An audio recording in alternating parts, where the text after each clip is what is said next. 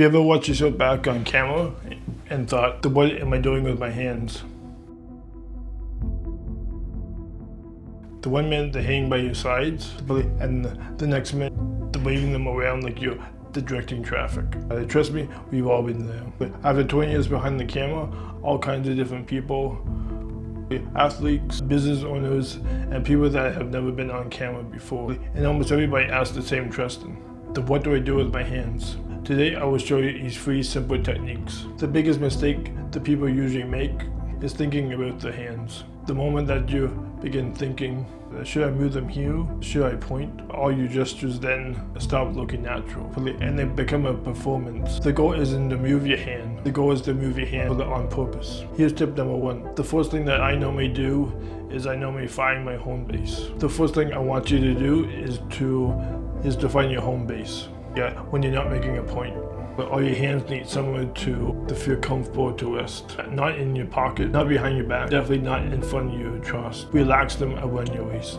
I call this the power move. The space between your chest and your waist. Every gesture starts here, and every gesture comes back to here. Think about it as your reset position. Here's tip number 2. Here's another good trick. Only move your hands when they actually help you to explain something.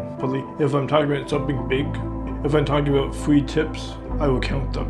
If I'm comparing 2 different ideas, I will use 1 hand for each side.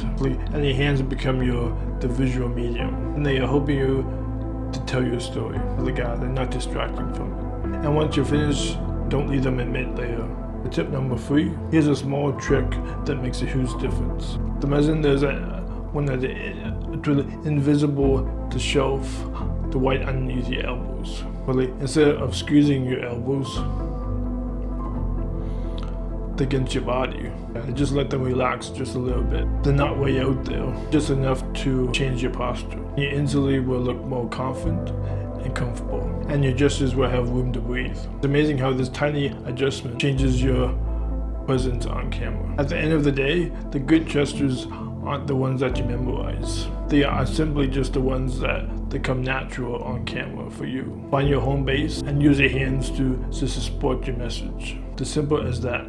If you're enjoying this series, I invite you to subscribe, like, and comment below.